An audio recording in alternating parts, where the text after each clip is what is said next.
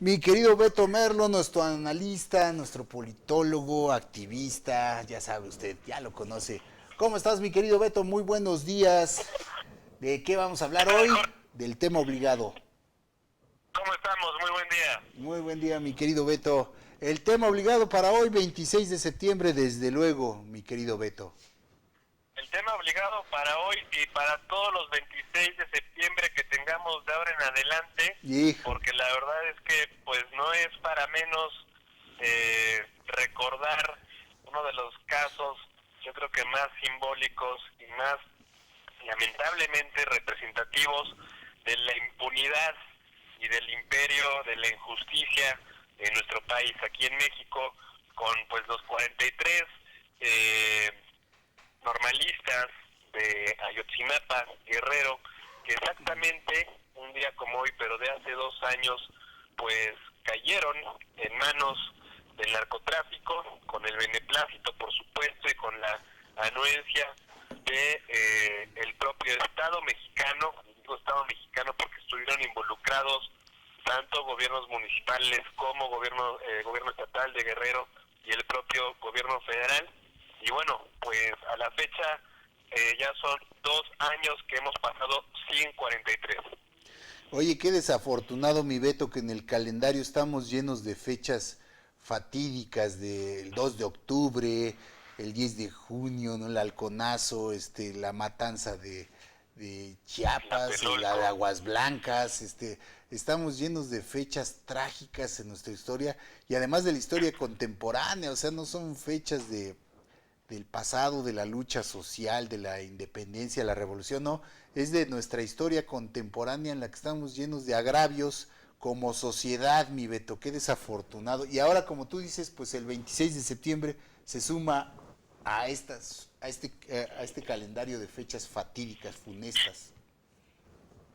Sí, la verdad es que no estamos hablando, digamos, pues de siglos pasados, estamos hablando de los últimos 40, 50, tal vez hasta 60 años, que pues digamos es parte de nuestra historia moderna, de nuestra historia reciente, y bueno, lo terrible es que este tipo de sucesos tan trágicos, atroces, siguen pues suscitándose, pero también hay que reconocer que el caso de los 43 normalistas de Ayotzinapa ha sido, yo creo que un parteaguas en la vida histórico-social de este país, porque si bien hay, digamos, mucha controversia en torno al tema y sobre todo muchísima estigmatización de la protesta social y de las formas en las que los estudiantes de Ayotzinapa ejercían la misma, también hay que recordar que es uno de los temas que más contundente y determinantemente han puesto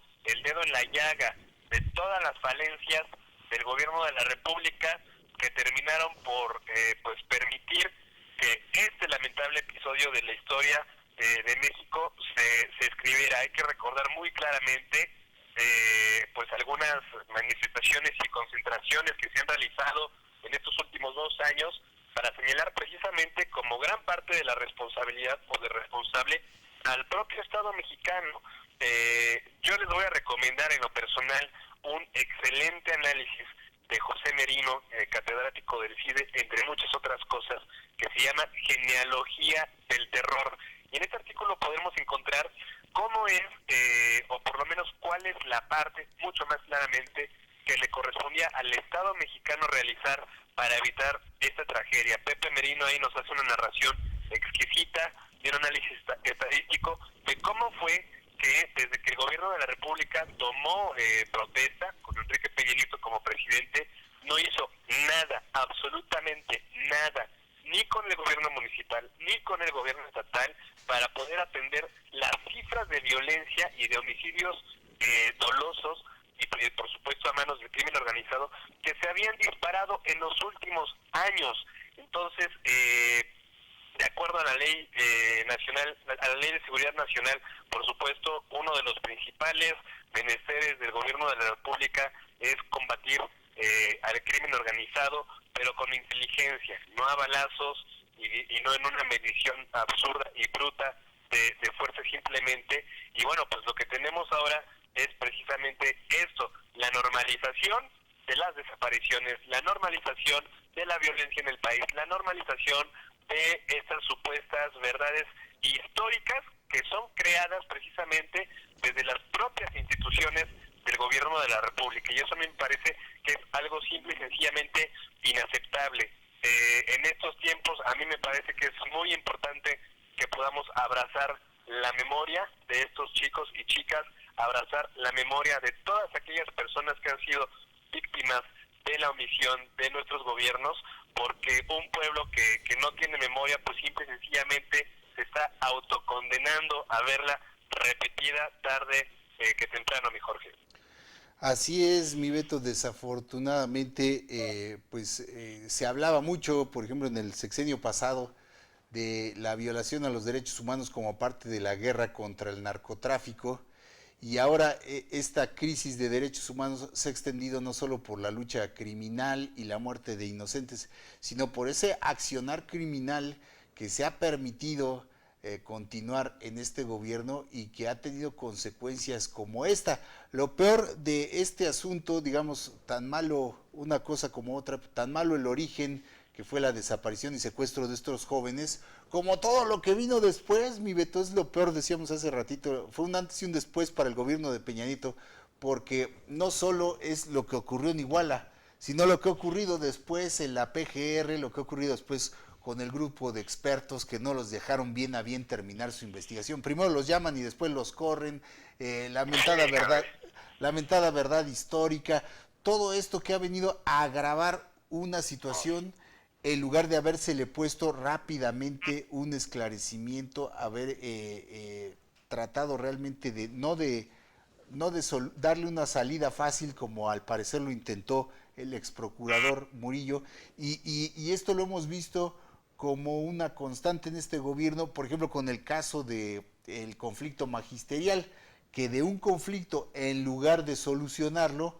tienden estos responsables y tomadores de decisiones a empeorar las cosas en lugar de ponerles fin y salir rápidamente del asunto para que el pueblo vea que se ejerce la justicia, que se ejerce la autoridad, pero no, aquí se le trata de dar salidas fáciles, de taparle el ojo al macho y de irse por lo fácil, complicando la situación, porque hoy la sociedad ya no es la misma.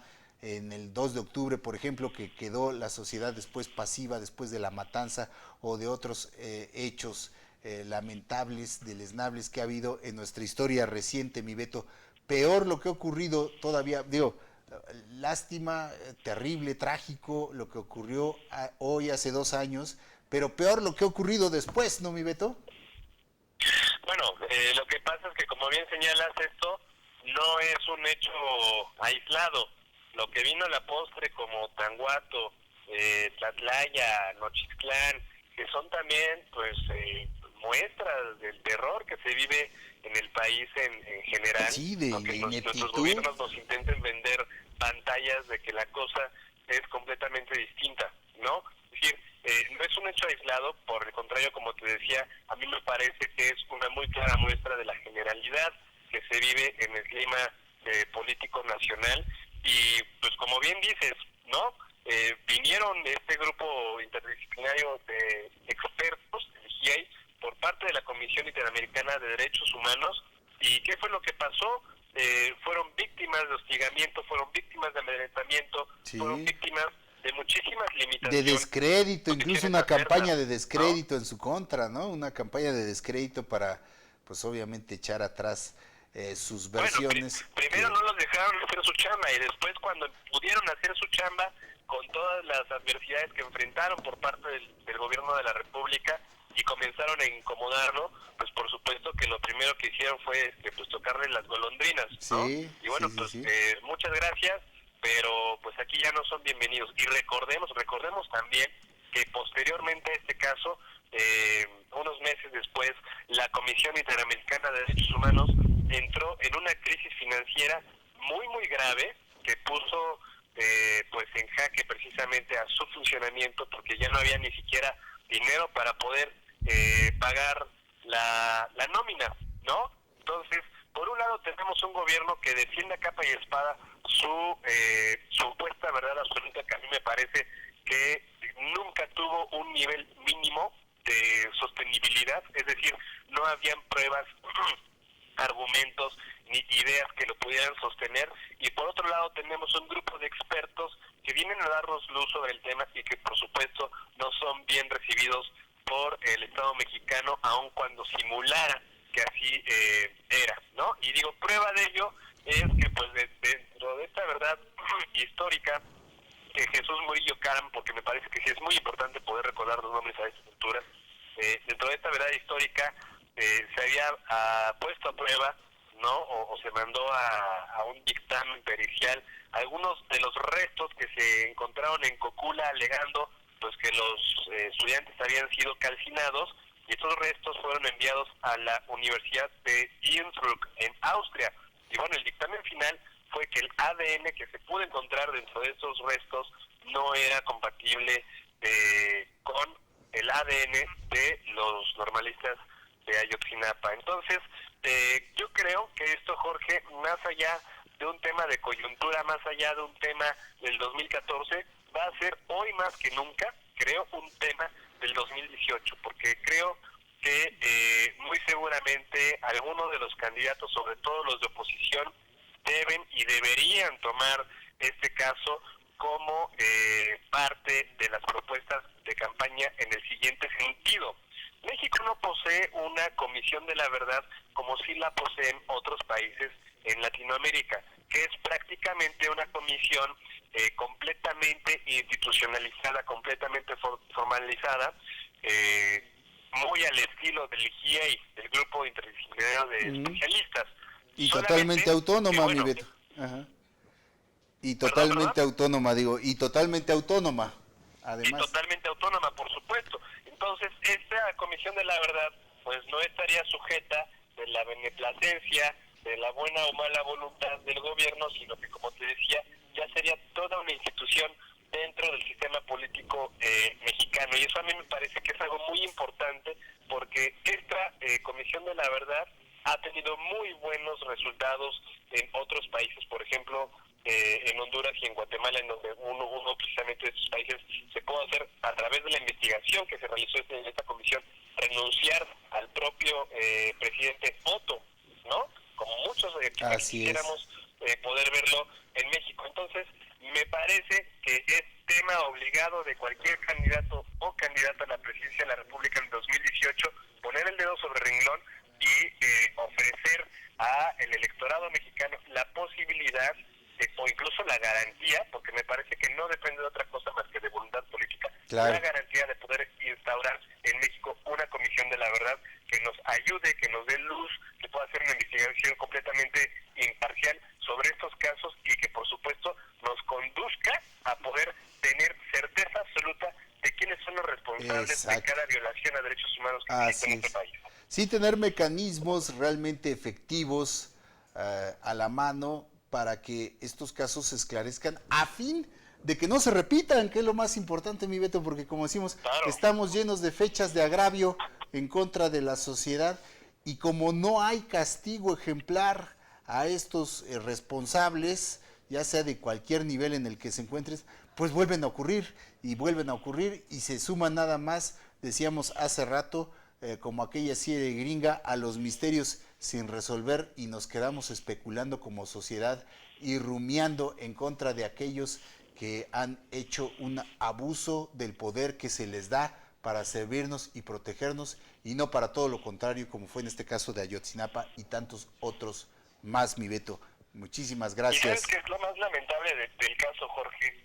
Que, digo, no hace mucho se revelaron los contratos que el gobierno de la República y gobiernos de diversos estados, Puebla incluido por supuesto, que es uno de ellos, se revelaron los contratos que estos gobiernos tienen con The Hacking Team, que es una empresa italiana que se dedica a proveer de servicios y de productos dedicados al espionaje, y son millones de pesos los que se han destinado a la compra y el uso de este tipo de productos, y lamentable es que este tipo, por ejemplo, de inteligencia, ¿no?, sea solamente utilizada para perseguir activistas, para perseguir a defensores de derechos humanos, para perseguir a las personas que de cierta forma están buscando generar un cambio importante en el país desde sus espacios, y en vez pues de perseguir al narcotráfico y al crimen organizado. Exactamente, mi Beto, seguimos desafortunadamente en los tiempos en que los órganos de seguridad y de inteligencia son utilizados con fines político-electoreros y no con fines de proteger a la población de las amenazas internas y externas para nuestro país. Mi Beto, pues muchísimas gracias. Esperemos que realmente desde foros como este pues se vaya promoviendo estas acciones, como bien dices, y se ponga realmente el interés en las campañas electorales, en lo que se debe de poner, no en las varitas mágicas y en las promesas de políticos que oímos cada 6 años. Mi Beto, te mando un abrazo muy fuerte y muchas gracias por esta participación semanal aquí, siempre brillante. Les mando un abrazote y les mando sobre todo una invitación a justamente lo que les dije, a abrazar la memoria histórica para que pues no sigan pensando nuestros gobiernos que padecemos amnesia y que por supuesto por cada hecho atroz como este les tenemos que empezar a pasar la factura. Así es, mi Beto, así es.